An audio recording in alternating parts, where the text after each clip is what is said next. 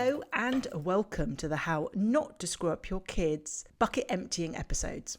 I'm your host, Dr. Mary Han, psychologist, parenting expert, and author of How Not to Screw Up Your Kids, a real-life guide to parenting. Welcome. Now, we're going to do another question, and this question is quite an interesting one.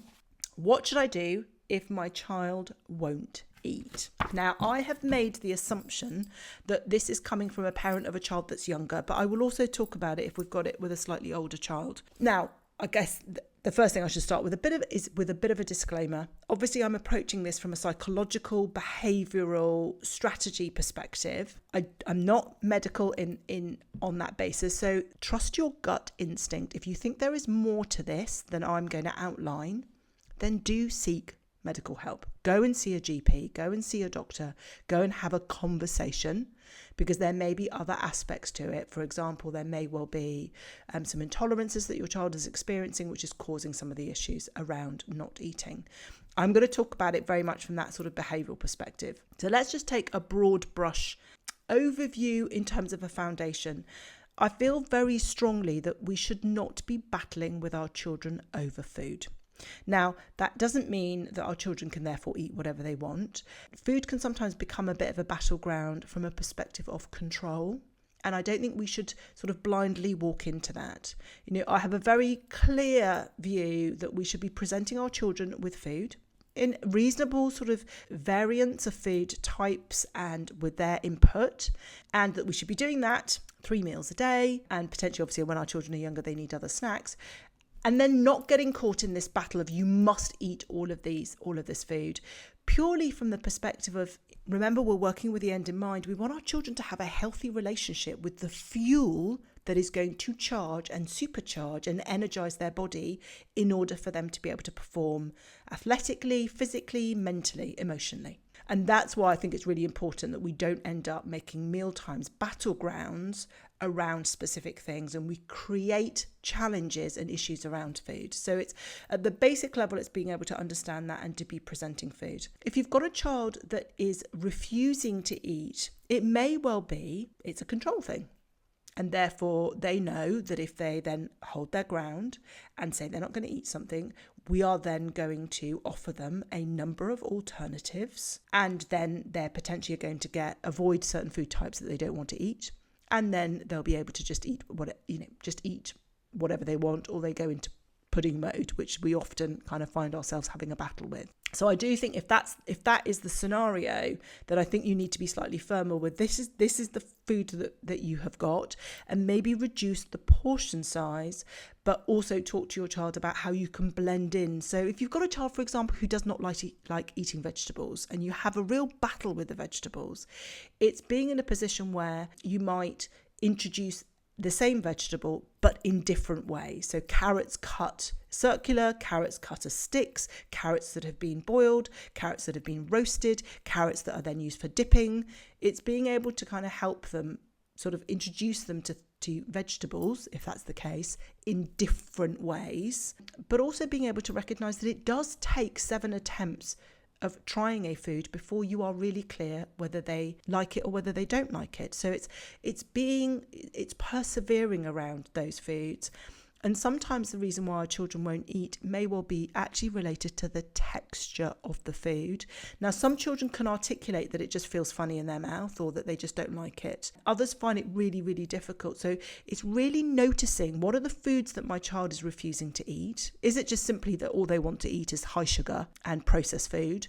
Or is it that there are some very specific foods that have very particular themes, and that's why they don't like them? So, for example, it can be quite typical for a child not to be a massive fan of tomatoes, avocados, salad, but then equally you can have a child who loves all of those and then maybe doesn't like some of the more typical things that you'd expect a child to like potatoes or rice or pasta. So it's really looking, are there some specific trends? We know that children who are neurodiverse typically, Lucinda Miller often talks about this idea that they typically like beige food. So there will be very pasta, rice, pizza, bread.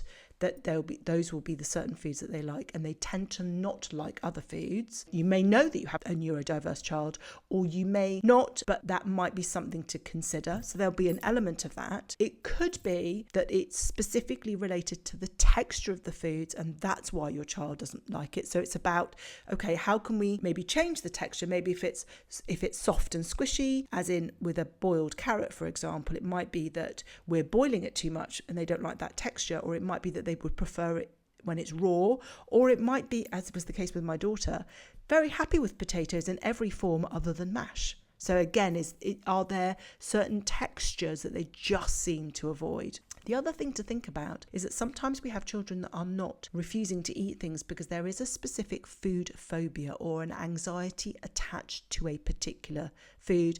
And that could have come about from them eating something and then sort of choking on it, and so that's then created an anxiety, or they've noticed somebody else choking on it, or they are worried that there may well be a choking hazard with that particular food. So it's really trying to do a bit of an audit, observe, notice, make some notes. What are the foods that they are refusing to eat? So if they're refusing to eat typical ordinary healthy foods that you would expect them to eat, which are balanced, and they're going specifically for more of the sugary processed, then that's a conversation around boundaries. That's you being more resilient around presenting meals in smaller portion sizes, and then if they don't eat it, then they don't get anything else. Let's try and avoid this feeling, oh my goodness me, my child is going to starve. Even if your child is super, super wafy, that you feel like there's nothing to them already, don't get caught in this, I'm just going to keep presenting you with other things because you're refusing food, and so I'm just going to offer you anything to get you to eat. It's not a great way to get them to have this relationship with food as fuel, if, of course, they're refusing to eat because they're looking for the sugary processed treat which comes afterwards. So if that's the case, then I think we have to stand a little bit clearer with that.